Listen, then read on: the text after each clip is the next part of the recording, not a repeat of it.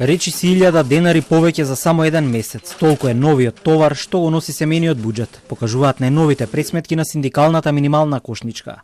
Според пресметките на ССМ за 4 члено семејство, денес се потребни над 67.000 денари или 1100 евра за да се покријат основните месечни трошоци: храна, пијалоци, облека, сметки и другите неопходни давачки. И тоа е без луксус, без одмори, без непланирани издатоци. Доколку на оваа сума се додаде и кирија за стан од околу 60 квадратни метри, вкупните потреби надминуваат 1300 евра месечно.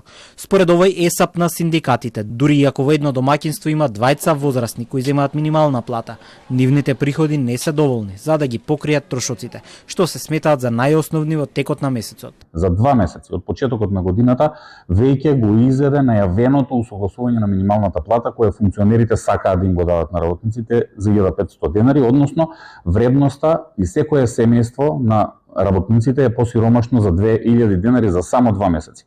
За 24 месеци, односно онолку време колку што одбиваат да зголемат минималната плата, вредноста на синдикалната минимална кошница е зголемена за повеќе од 10.000 денари и затоа, наместо да се препукуваат на грбот на работниците во парламентот и политичките партии да застанат со нив, да изгласаат новата минимална плата која треба да изнесува 600 евра и да ги зголемат сите останати плати за најмалку 6.000 денари, затоа што животот очигледно е дека само за функционерите и за газдите е добар во Македонија, додека работниците тонат во сиромаштија. Сојузот на синдикатите пред 3 дена организираше блокада пред владата, а претходно ги блокираа и влезовите на собранието.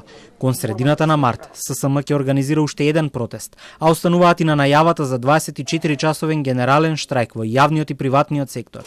Според законското решение, минималната плата ќе се зголеми за околу 1600 денари и ќе изнесува околу 26.000 денари, што ќе биде најнизок минималец од сите држави во регионот, освен Косово.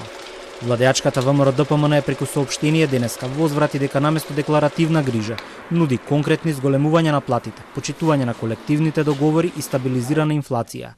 Од партијата тврдат дека за 2 години од позиција на власт ги преточиле ветувањата во реални бројки и системски решенија.